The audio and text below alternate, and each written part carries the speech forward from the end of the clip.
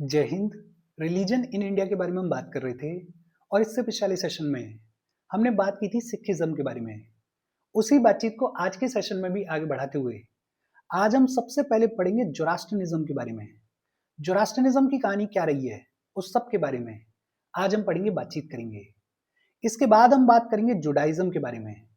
Judaism की कहानी क्या रही है उसको भी आज हम समझेंगे।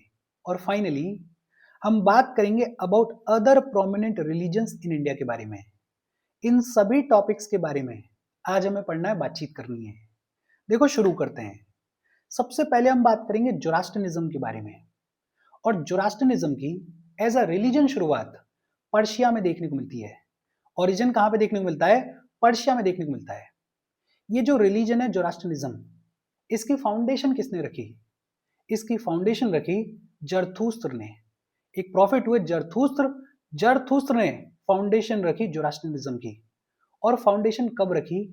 लगभग 7th सेंचुरी बीसी में फाउंडेशन रखी गई। ये जो रिलीजन है जोरास्ट्रियनिज्म, ये एक मोनोथीस्टिक रिलीजन है। मोनोथीस्टिक रिलीजन है, इसका मतलब क्या है कि ये लोग वन इटर्नल गॉड में बिलीव करते हैं, सिर्फ एक भगवान में बिलीव करते हैं। और वो जो वन इटर्नल गॉड हैं उनको क्या बुलाया जाता है? उनको अहुरा मजदा बुलाया जाता है। क्या बुलाया जाता है? उनको अहुरा मजदा बुलाया जाता है। और ऐसा माना जाता है कि Ahura Mazda is the epitome of just behaviour and goodness. हालांकि मोनोथिस्टिक रिलीजन है, ये लोग वन इटर्नल गॉड में अहुरा मजदा में बिलीव करते हैं, लेकिन साथ ही साथ ये लोग ये भी मानते हैं कि एक स्पिरिट ऑफ इविल या फिर ये कहें कि स्पिरिट ऑफ बैड बिहेवियर भी एग्जिस्ट करती है। और ये जो स्पिरिट ऑफ इविल है इसको क्या बुलाया जाता है? इसको अंगरा मेन्यू बुलाया जाता है। स्पिरिट ऑफ इविल को क्या बुलाया जाता है?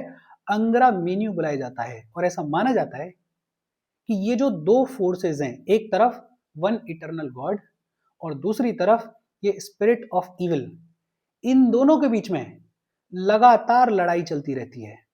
और एक दिन ऐसा आएगा जब गुड विल विन। एक दिन ऐसा आएगा जब गुड विल प्रिवेल। और जब वो दिन आएगा तब वो लास्ट डे होने वाला है। बेहद सिंपल और इजी सी बातचीत है।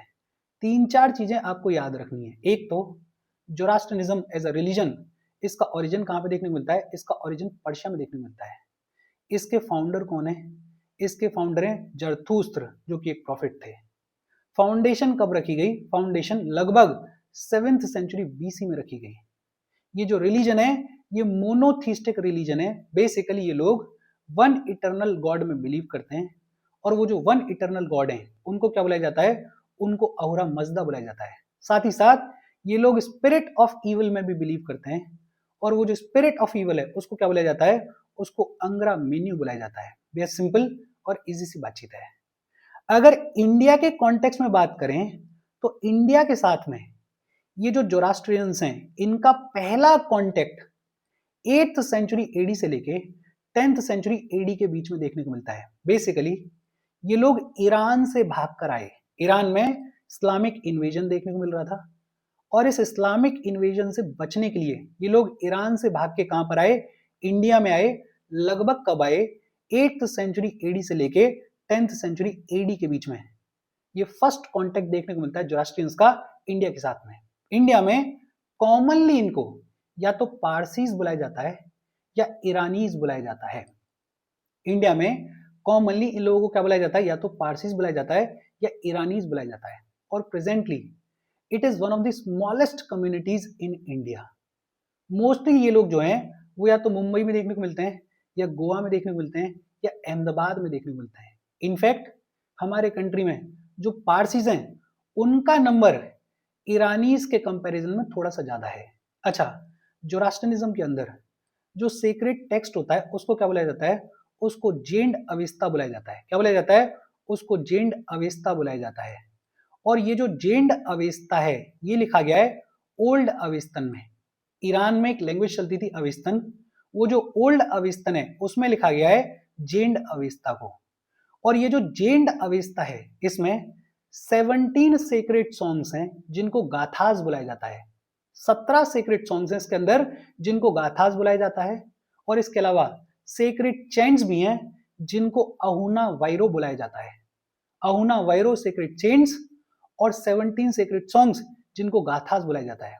ऐसा माना जाता है कि ये जो जेंड अवेस्ता है इसको खुद जरथुस्त्र ने लिखा।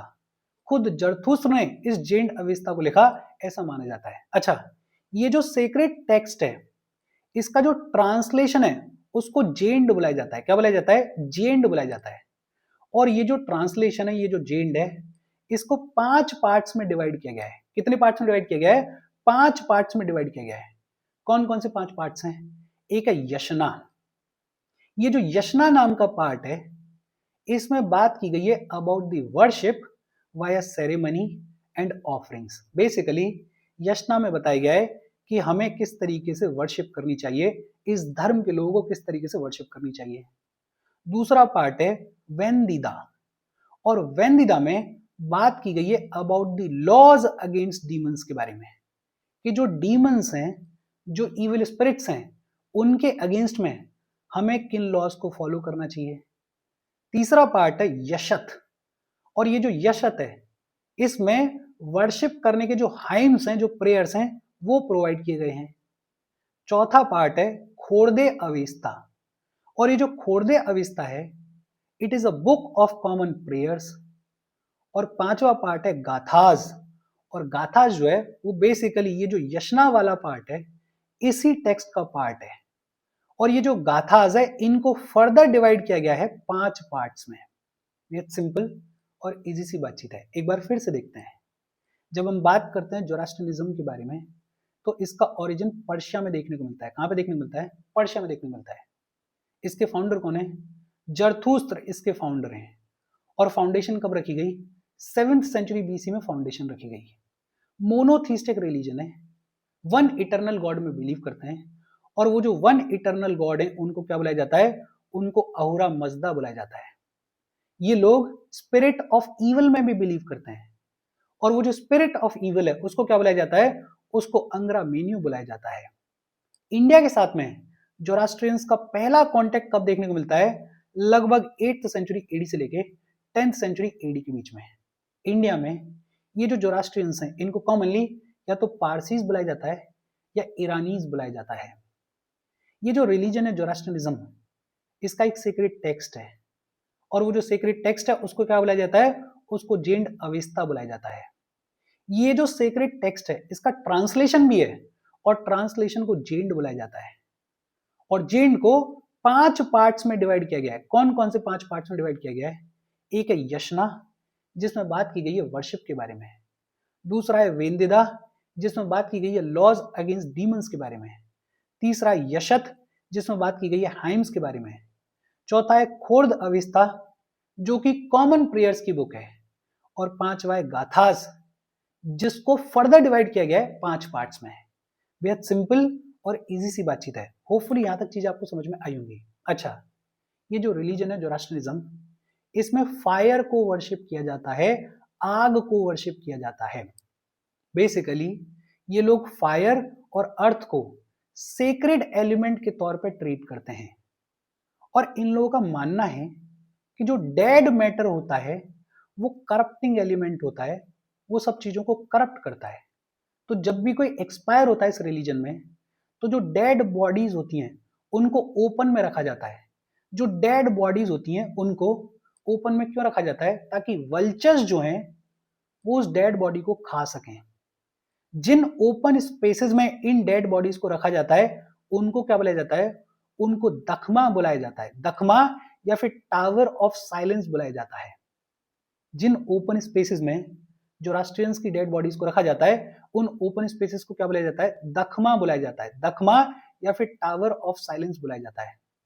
और जो वल्चर्स इन डेड बॉडीज को खाते हैं उन वल्चर्स को क्या बुलाया जाता है? उन वल्चर्स को दखमा नशनी बुलाया जाता है। क्या बुलाया जाता है? उनको दखमा नशनी बुलाया जाता है। इंडिया में एक बड़ा प्रॉब्लम यह है कि हमारे यहाँ पे वल्चर्स बहुत ज्यादा अवेलेबल नहीं है। इकलौती साइट मुंबई में है जहां पे दखमा नशनीज या ऐसे वल्चर्स देखने को मिलते हैं। और इस वजह से अब इंडिया में बहुत सारी जगह पे जो डेड बॉडीज हैं उनको बरी करने की भी शुरुआत कर दी गई है, बिकॉज वल्चर्स हैं ही नहीं जो कि इन बॉडीज को खाएं। लेकिन हाँ, ये इंपॉर्टेंट टर्म्स हैं। वर्शिप किया जाता है फायर को, फायर और अर्थ को सेक्रेड एलिमेंट के तौर पर ट्रीट किया जाता है।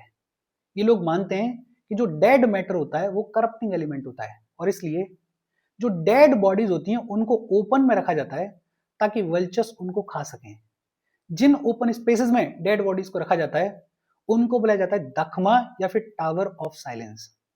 और जो वल्चर्स इन डेड बॉडीज को खाते हैं उनको क्या बुलाया जाता है? उनको दखमा नशनी बुलाया जाता है।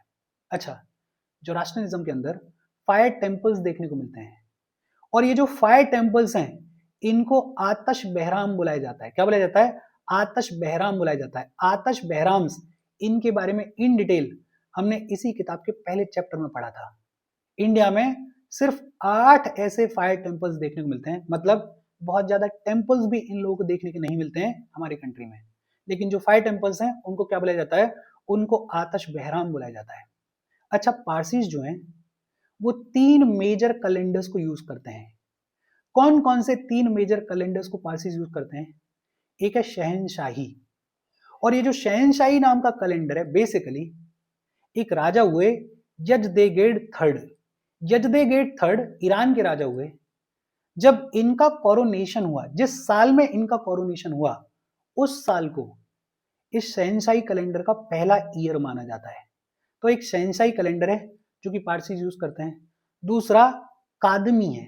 Kadmi is the oldest of the 3 calendars. Parsis जिन 3 मेजर कैलेंडर्स को यूज करते हैं उनमें से सबसे पुराना है कादमी।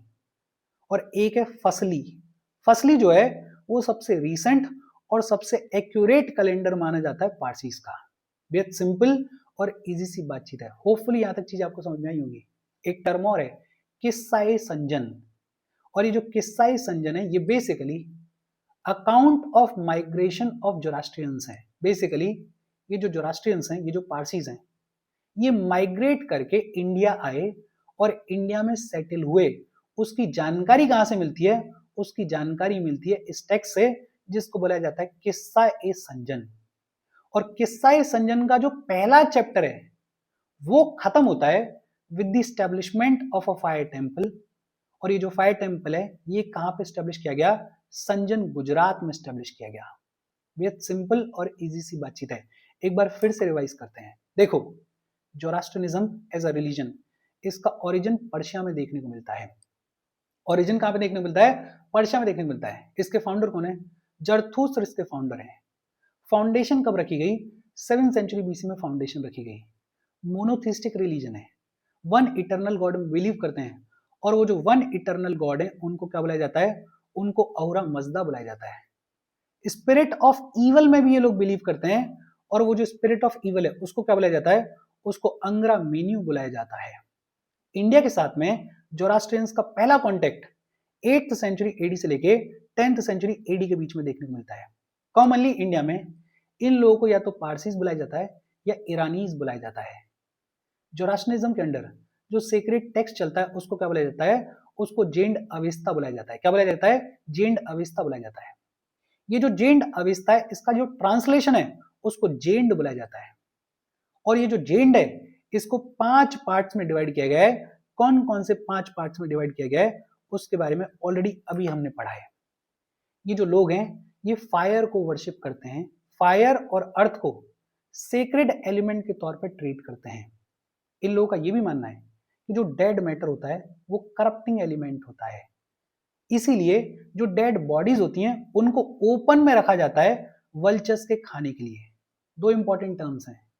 जिन ओपन स्पेसेस में डेड बॉडीज को रखा जाता है उनको दखमा बुलाया जाता है या टावर ऑफ साइलेंस बुलाया जाता है। तो दखमा ये जो टर्म है इसको याद रखना। और जो वल्चर्स इन बॉडीज को खाते हैं उनको दखमा नशनी बुलाया जाता है। क्या बुलाया जाता है? दखमा नशनी बुलाया जाता है। ये जो रिलीजन है जोरास्ट्रियनिज्म, इसमें फायर टेम्पल्स देखने को मिलते हैं, और वो जो फायर टेम्पल्स हैं उनको क्या बुलाया जाता है? उनको आतश बहराम बुलाया जाता है। क्या बुलाया जाता है? आतश बहराम बुलाया जाता है। टोटल 8 फायर टेम्पल्स हमारे कंट्री में देखने को मिलते हैं। पारसीज जो हैं वो 3 मेजर कैलेंडर्स को यूज करते हैं। कौन कौन से? एक शहनशाही, दूसरा कादमी और तीसरा फजली। एक टर्म और है किस्सा-ए संजन। बेसिकली ये जो जोरास्ट्रियंस हैं ये माइग्रेट करके इंडिया आएंगे और इंडियन सबकॉन्टिनेंट में सेटल हो जाएंगे। उसकी पूरी कहानी प्रोवाइड की गई है इस किस्सा संजन में। बेहद सिंपल और इजी सी बातचीत है। होपफुली आपको ये चीजें समझ में आई होंगी। हम आगे बढ़ें उससे पहले वीडियो पे लाइक के बटन को दबा दो। लाइक दबाना जरूरी है बिकॉज यूट्यूब ऐसे ही फंक्शन करता है। जब आप वीडियो पे लाइक के बटन को दबाते हो तो यूट्यूब वीडियो को कंसिडर करता है और थोड़ा सा पुश कर देता है।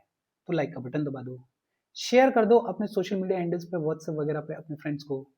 जो भी लोग इसमें इंटरेस्टेड हैं, इससे रिलेटेड पढ़ाई कर रहे हैं, उनको शेयर कर दो। अगर चैनल को सब्सक्राइब नहीं किया तो फॉर श्योर चैनल को सब्सक्राइब कर लो। और अगर आप केपेबल हो, हेल्प करना चाहते हो, तो आप हमें हेल्प कर सकते हो by clicking on the join button, या फिर आप कंट्रीब्यूट भी कर सकते हो क्यूआर कोड को स्कैन करके। अच्छा, अब इसके बाद बात आती है जुडाइज्म के बारे में। और Judaism is one of the oldest religion of the world. One of the oldest religion है दुनिया का जुडाइज्म। इनफैक्ट क्रिश्चियनिटी और इस्लाम दोनों से पहले देखने को मिलता है जुडाइज्म। तो Judaism is one of the oldest religion of the world. Judaism भी जो है मोनोथिस्टिक रिलीजन है। ये लोग भी वन इटर्नल गॉड में ही बिलीव करते हैं, सिर्फ एक भगवान में बिलीव करते हैं। और जुडाइज्म के जो फॉलोअर्स हैं उनको क्या बुलाया जाता है? उनको ज्यूस बुलाया जाता है। क्या बुलाया जाता है? ज्यूस बुलाया जाता है। और ये जो ज्यूस लोग हैं इनकी परसिक्यूशन की बड़ी लंबी चौड़ी हिस्ट्री है। इनफैक्ट हिटलर ने तो इनको टारगेट करके परसिक्यूट किया था। इसके बारे में ऑलरेडी हमने पढ़ा हुआ है। Judaism is one of the oldest religion of the world. Monotheistic religion है और इसके जो फॉलोअर्स हैं उनको ज्यूस बुलाया जाता है। ये जो लोग हैं ये वन ट्रू गॉड में बिलीव करते हैं। और वो जो वन ट्रू गॉड है उनको क्या बुलाया जाता है? उनको यहावे बुलाया जाता है। क्या बुलाया जाता है? यहावे बुलाया जाता है। और ये जो पूरी जानकारी है, ये पूरी जानकारी किसने दी? इब्राहिम ने दी। Ibrahim is the common ancestor of Christians and Muslims. इसके बारे में ऑलरेडी हमने पढ़ा हुआ है। तो जुडाइज्म के जो लोग हैं, जो जूइश लोग हैं, वो मोनोथिस्टिक रिलीजन को फॉलो करते हैं और इसलिए वन इटर्नल गॉड में बिलीव करते हैं। और वो जो वन ट्रू गॉड है उनको क्या बुलाया जाता है? उनको यहावे बुलाया जाता है। अच्छा, जुडाइज्म में जो लॉज हैं, जो ऑर्डिनेंसेस हैं, जो रूल्स एंड रेगुलेशंस हैं, उनको क्या बुलाया जाता है? उनको हल्का हक बुलाया जाता है। क्या बुलाया जाता है? हल्का हक बुलाया जाता है। क्या बुलाया जाता है? हल्का हक बुलाया जाता है। जुडाइज्म के अंदर जो रिलीजियस बुक देखने को मिलती है उसको क्या बुलाया जाता है? उसको तोरा बुलाया जाता है। रिलीजियस बुक को क्या बुलाया जाता है? तोरा बुलाया जाता है। और तोरा की कहानी क्या है? एक बहुत लंबा चौड़ा टेक्स्ट है, तनख। तनख नाम का एक लंबा चौड़ा टेक्स्ट है। इस तनख की जो पहली 5 किताबें हैं उनको क्या बुलाया जाता है? उनको तोरा बुलाया जाता है। एंड तोरा is the religious book of Judaism. बेहद सिंपल और इजी सी बातचीत है। अच्छा, ये जो जूइश लोग हैं इनकी हिस्ट्री भी लिखी गई है। और जूइश लोगों की जो हिस्ट्री है वो किस किताब में लिखी गई है? वो तालमुद में लिखी गई है। कहां लिखी गई है? तालमुद में लिखी गई है। ये जो जुडाइज्म के लोग हैं ये वर्शिप करते हैं सेपरेट प्रेयर हॉल्स में। और ये जो सेपरेट प्रेयर हॉल्स हैं इनको सिनगॉग्स बुलाया जाता है। क्या बुलाया जाता है? इनको सिनगॉग्स बुलाया जाता है। जो सेपरेट प्रेयर हॉल्स होते हैं जुडाइज्म के अंडर उनको क्या बुलाया जाता है? उनको सिनगॉग्स बुलाया जाता है। ये जो जुडाइज्म के लोग हैं ये रिलीजियस सर्विसेज को भी फॉलो करते हैं। और वो जो रिलीजियस सर्विसेज हैं उनको क्या बुलाया जाता है? उनको इलायू हनाबी बुलाया जाता है। क्या बुलाया जाता है? उनको इलायू हनाबी बुलाया जाता है, या फिर उनको thanks giving to prophet Elijah बुलाया जाता है। इलायू हनावी या फिर thanks giving to prophet Elijah are the religious services followed by the practitioners of Judaism. Ibrahim जो हैं वो एंसेस्टर हैं सभी जूइश लोगों के। सभी जूइश लोगों के जो एंसेस्टर हैं वो कौन है? कॉमन एंसेस्टर इब्राहिम है। इब्राहिम के बेटे का नाम आइसैक और ग्रैंडसन का नाम जैकब। जैकब को ही इजराइल बुलाया जाता था। जैकब का ही दूसरा नाम क्या था?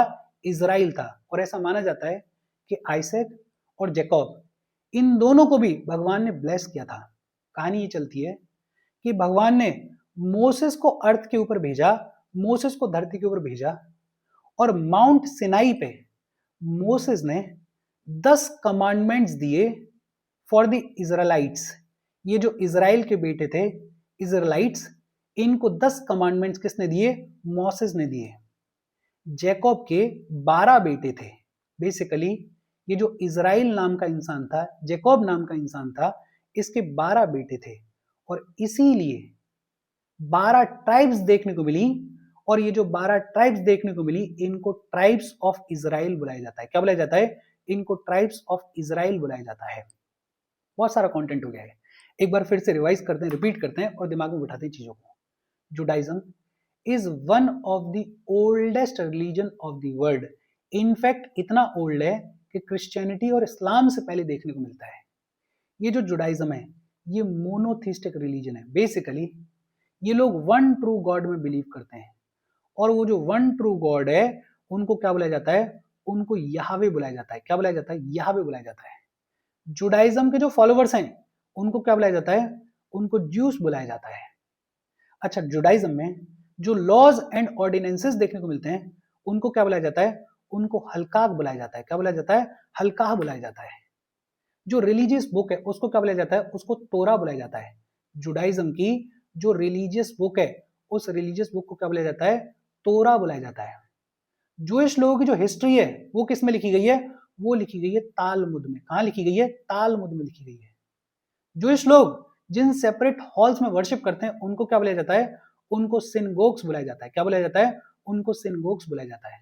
और जूइश लोग जिन रिलीजियस सर्विसेज को फॉलो करते हैं उनको क्या बुलाया जाता है? उनको इलायू हनाबी बुलाया जाता है। क्या बुलाया जाता है? उनको इलायू हनाबी बुलाया जाता है। ये जो जूइश लोग हैं इनके कॉमन एंसेस्टर का नाम क्या है? इब्राहिम। इब्राहिम के बेटे का नाम क्या है? आइसैक। और ग्रैंडसन का नाम क्या है? जैकब। और जैकब को ही इजराइल भी बुलाया जाता था। ऐसा माना जाता है कि भगवान ने मोसेस को अर्थ के ऊपर भेजा और माउंट सिनाई के ऊपर ये जो इजराइल के बच्चे हैं इनको 10 कमांडमेंट्स दिए, और ये जो 10 कमांडमेंट्स हैं यही बेस बने आगे चल के। जैकब के 12 बेटे थे। इन 12 बेटों की 12 ट्राइब्स देखने को मिली, और इन्हीं ट्राइब्स को ट्राइब्स ऑफ इजराइल बुलाया जाता है। बहुत सिंपल और इजी सी बातचीत है। अच्छा, प्रेयर्स के दौरान जो मेल जूस लोग होते हैं वो तीस्ती पहनते हैं। तीस्ती इज द प्रेयर शॉल। एक शॉल पहनते हैं जिसको क्या बुलाया जाता है? जिसको तीस्ती बुलाया जाता है। ये जो जुडाइज्म के लोग हैं ये डे ऑफ जजमेंट में भी बिलीव करते हैं। इनका मानना है कि एक दिन आएगा ऐसा जब आपके अच्छे और बुरे कर्मों का पूरा फैसला होगा। आपने जो भी गुड किया, जो भी आपने बैड किया, उसका जजमेंट होगा। तो ये लोग डे ऑफ जजमेंट में भी बिलीव करते हैं।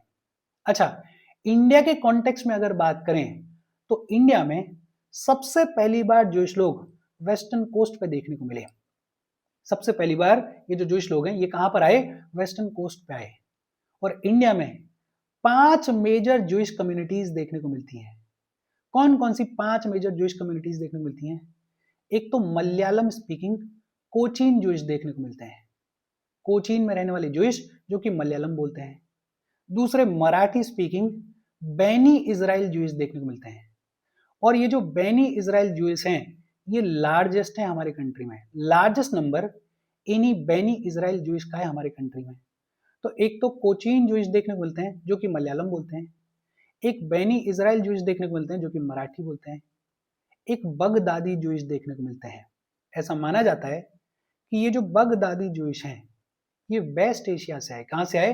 वेस्ट एशिया से आए एज ट्रेडर्स, और अल्टीमेटली सूरत में आके सेटल हो गए। तो एक बगदादी जूइश देखने को मिलते हैं। इनके अलावा एक बैनी मैंशे देखने को मिलते हैं। ये जो बैनी मैंशे नाम के जूइश हैं ये बेसिकली मैंशे ट्राइब को बिलोंग करते हैं। Menashe tribe is one of the 10 lost tribes of Israel. Israel की जो 10 ट्राइब्स खत्म हो गई हैं उनमें से एक ट्राइब है मैंशे ट्राइब। इस मैंशे ट्राइब के जो जूइश हैं वो हमारे कंट्री में देखने को मिलते हैं जिनको बैनी मैंशे बोलते हैं। ये मेजरली मणिपुर में और मिजोरम में देखने को मिलते हैं। जो मीजो ट्राइब है, जो कुकी ट्राइब है और जो चिन ट्राइब है उसमें देखने को मिलते हैं बैनी मैशे ट्राइब के ये जो जूइश लोग हैं। ये जो बैनी मैंशे जूइश लोग हैं ये खुद को चिल्ड्रन ऑफ मैंशे बुलाते हैं। क्या बुलाते हैं? चिल्ड्रन ऑफ मैंशे बुलाते हैं। और फिर एक 5वां मेजर जूइश कम्युनिटी का ग्रुप है बेने एम्फेरम। और ये जो बेने एम्फेरम है ये तेलुगु स्पीकिंग जूइश लोग हैं जो कि जुडाइज्म में कन्वर्ट हुए 1990s में। बेहद सिंपल। इंडिया में सबसे पहली बार जूइश लोग कहां पर आए?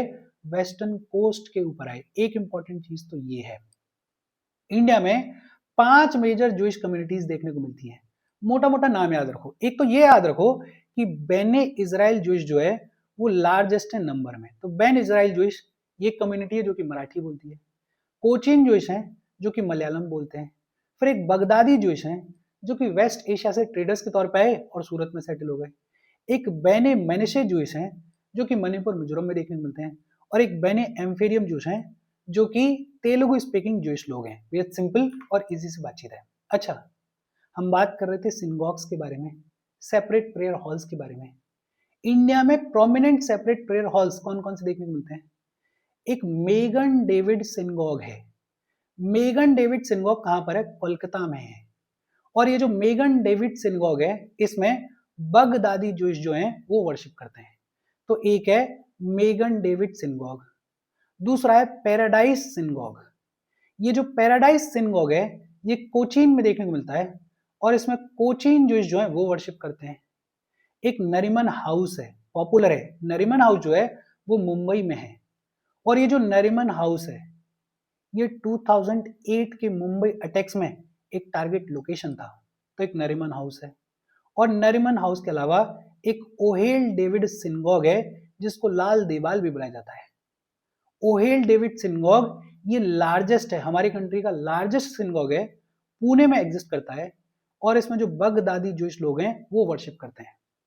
तो प्रोमिनेंट या इंपॉर्टेंट सिनगॉग्स की बात करें या सेपरेट प्रेयर हॉल्स की बात करें तो एक है मेगन डेविड सिनगॉग जो कि कोलकाता में है, एक है पैराडाइज सिनगॉग जो कि कोचीन में है, एक है नरीमन हाउस जो कि मुंबई में है, और एक है ओहेल डेविड सिनगॉग जो कि लार्जेस्ट है, पुणे में देखने को मिलता है। बगदादी जोइश लोग इसमें आके वर्शिप करते हैं। बेहद सिंपल और इजी सी बातचीत है। देखो, हमें ये समझ में आ गया कि जोरास्ट्रियनिज्म की कहानी क्या रही है और हमें ये समझ में आ गया कि जुडाइज्म की कहानी क्या रही है। होपफुली मोटा मोटा पिक्चर आपके दिमाग में सेट हुई होगी। इंडिया में इन सभी मेजर रिलीजन्स के अलावा कुछ और प्रोमिनेंट रिलीजन्स भी देखने को मिलते हैं। वो जो अदर प्रोमिनेंट रिलीजन्स हैं वो कौन कौन से हैं? एक है सनमाइज्म। सनमाइज्म जो है इसको फॉलो करते हैं मैथी पीपल। जो मैथी ट्राइब के लोग हैं वो फॉलो करते हैं सनमाइज्म को। और ये जो मैथी लोग हैं ये ज्यादातर कहां पे देखने को मिलते हैं? ये ज्यादातर मणिपुर में देखने को मिलते हैं। ये जो सनमाइज्म रिलीजन के लोग हैं ये शामन टाइप की वर्शिप करते हैं। बेसिकली अगर सिंपल तौर पर समझने के लिए बात करें तो नेचर को वर्शिप करते हैं। सनमाइज्म के अंदर जो सेक्रेट टेक्स्ट चलता है उसको पुया बुलाया जाता है। क्या बुलाया जाता है? पुया बुलाया जाता है। सनमाइज्म के अंदर जो फेस्टिवल सेलिब्रेट किया जाता है उसको लाए हराबो बुलाया जाता है। हरुबा, लाए हरुबा बुलाया जाता है फेस्टिवल को। और ये जो सनमाइज्म नाम का रिलीजन है it is not considered part of Hinduism. इसको हिंदुइज्म का पार्ट कंसिडर नहीं किया जाता है। देखो, सिंपल, रटने की जरूरत नहीं है। सनमाइज्म इसको फॉलो करते हैं मैथी ट्राइब के लोग। जो सीक्रेट टेक्स्ट है उसको पुया बुलाया जाता है, जो फेस्टिवल है उसको लाए हराबो बुलाया जाता है, और इसको हिंदुइज्म का पार्ट कंसिडर नहीं किया जाता है। फिर इसके अलावा एक और प्रोमिनेंट रिलीजन है अयवाजी। और अयावाजी ये जो रिलीजन है इसको हिंदू रिलीजन का पार्ट कंसिडर किया जाता है। इसको फॉलो करते हैं साउथ इंडिया के लोग, मेजरली तमिलनाडु में और केरला में। ये जो अयावाजी है ये बेस्ड है अया वाय कुंदर की प्रीचिंग्स के ऊपर, अया वाय कुंदर की टीचिंग्स के ऊपर। और ये लोग फॉर्मलेस गॉड में बिलीव करते हैं, इलियंटुरे में बिलीव करते हैं, फॉर्मलेस गॉड में बिलीव करते हैं अयावाजी रिलीजन के लोग। फिर इसके बाद है सरनाइज्म। आदि धर्म भी इसको बुलाया जाता है। और सरनाइज्म इसको प्रैक्टिस करते हैं ट्राइबल कम्युनिटीज के लोग। ये हमारा इंडिजीनियस रिलीजन है। ट्राइबल कम्युनिटीज जैसे मुंडास हैं, हो हैं, भुज हैं, संथाल हैं, भेग हैं, कुरुक हैं। ये जो ट्राइबल कम्युनिटीज झारखंड में, उड़ीसा में, वेस्ट बंगाल में, बिहार में, मध्य प्रदेश में, महाराष्ट्र में, छत्तीसगढ़ में देखने को मिलती हैं, इन ट्राइबल कम्युनिटीज के लोग इस रिलीजन को फॉलो करते हैं, सरनाइज्म को फॉलो करते हैं, आदि धर्म को फॉलो करते हैं। नेचर को वर्शिप करने में ये लोग बिलीव करते हैं। इनके जो सरना टेम्पल्स हैं उनको जाहिर थान बुलाया जाता है। क्या बुलाया जाता है? जाहिर थान बुलाया जाता है। और ये लोग बिलीव करते हैं जल, जंगल और जमीन में। ट्राइबल कम्युनिटीज का रिलीजन है तो बट ऑब्वियसली बात है जल, जंगल और जमीन में ये लोग बिलीव करते हैं। और फिर लास्ट है बहाई फेथ। ये जो बहाई फेथ है इसका ओरिजिन पर्शिया में देखने को मिलता है। कहां पे देखने को मिलता है? पर्शिया में देखने को मिलता है। 19th सेंचुरी में इसका ओरिजिन देखने को मिलता है। बाई फेथ इसका ओरिजिन कहां पे देखने को मिलता है? पर्शिया में देखने को मिलता है। कौन सी सेंचुरी में देखने को मिलता है? 19th सेंचुरी में देखने को मिलता है। इसके फाउंडर कौन है? इसके फाउंडर हैं बहाउल्लाह। फाउंडर कौन है? इसके फाउंडर हैं बहाउल्लाह। और ये जो बहाई फेथ है, इस फेथ के लोग मानते हैं कि गॉड जो है वो सिंगल है और ऑल पावरफुल है। 3 सेंट्रल प्रिंसिपल्स हैं इस फेथ के। कौन कौन से 3 सेंट्रल प्रिंसिपल्स हैं? एक तो यूनिटी ऑफ गॉड में ये लोग बिलीव करते हैं। भाई सिंगल एंड पावरफुल गॉड है तो यूनिटी ऑफ गॉड में बिलीव करते हैं। यूनिटी ऑफ रिलीजन में ये लोग बिलीव करते हैं और यूनिटी ऑफ ह्यूमैनिटी में ये लोग बिलीव करते हैं। दिल्ली में जो फेमस लोटस टेम्पल देखने को मिलता है, ये जो लोटस टेम्पल है, ये लोटस टेम्पल इस बहाई फेथ को ही बिलोंग करता है। और बहाई फेथ का जो कैलेंडर है उसमें 19 मंथ्स होते हैं और हर एक महीने में 19 दिन देखने को मिलते हैं। तो इनका कैलेंडर भी अपने आप में यूनिक है। इनफैक्ट आज की डेट में ये माना जाता है कि ये जो बहाई फेथ है ये सबसे ज्यादा रैपिडली ग्रो करने वाला फेथ है पूरे दुनिया में आज की डेट में। बहुत सिंपल और इजी सी बातचीत है। देखो, हमने सबसे पहले बात की सनमाइज्म के बारे में। सनमाइज्म को मैथी लोग प्रैक्टिस करते हैं। इनका जो सीक्रेट टेक्स्ट है उसको पुया बुलाया जाता है। जो फेस्टिवल है उसको लाए हराबो बुलाया जाता है। हिंदुइज्म का पार्ट इसको कंसिडर नहीं किया जाता है। दूसरा हमने बात की आयावाजी के बारे में। इसको हिंदू रिलीजन का पार्ट कंसिडर किया जाता है। साउथ इंडिया में इसको प्रैक्टिस किया जाता है, स्पेशली तमिलनाडु में और केरला में। और ये जो रिलीजन है, ये रिलीजन के लोग आया वाई कुंदर की टीचिंग्स को फॉलो करते हैं। फिर इसके बाद हमने पढ़ा सरनाइज्म के बारे में। और ये जो सरनाइज्म है इसको आदि धर्म भी बुलाया जाता है। इंडिजिनियस रिलीजन है। हमारी जो ट्राइबल कम्युनिटीज हैं जैसे मुंडा हैं, हो हैं, सांथाल हैं, वेग हैं, कुर्क हैं, ये लोग इसको प्रैक्टिस करते हैं। नेचर की वर्शिप में बिलीव करते हैं। जो सरना टेम्पल्स हैं उनको जाहिर थान बुलाया जाता है और ये लोग जल, जंगल और जमीन में बिलीव करते हैं। और लास्ट हमने बात की बहाई फेथ के बारे में। बहाई फेथ का ओरिजिन पर्शिया में देखने को मिलता है, 19th सेंचुरी में देखने को मिलता है। बहाई फेथ के फाउंडर कौन है? बहाउल्लाह। फाउंडर कौन है? Baha'u'llah is the founder. 3 central principles हैं इस फेथ के। एक यूनिटी ऑफ गॉड, दूसरा यूनिटी ऑफ रिलीजन और तीसरा यूनिटी ऑफ ह्यूमैनिटी। दिल्ली में जो लोटस टेम्पल है वो इसी बहाई फेथ को बिलोंग करता है। बहाई फेथ का जो कैलेंडर है उसमें 19 मंथ्स देखने को मिलते हैं और हर एक महीने में 19 दिन देखने को मिलते हैं। और इसके साथ आज का हमारा ये जो सेशन है और ये जो चैप्टर है रिलीजन इन इंडिया, इसकी बातचीत खत्म हो गई। इजी सेशन है, रटने की जरूरत नहीं है। मैं पहले ही बोल चुका हूं कि अपने शॉर्ट नोट्स बनाते रहना, अपने हिसाब से छोटा छोटा चीजों को लिखते रहना ताकि रिवीजन करने में इजी हो। कोई डाउट हो कमेंट करके पूछ लेना। Thank you very much.